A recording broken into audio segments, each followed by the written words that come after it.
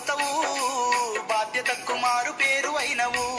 కష్టమంత కడుపులోనే దాసుకుంటవు, నీ కన్నీళ్లు కంటి రెప్ప దాటనీయవు.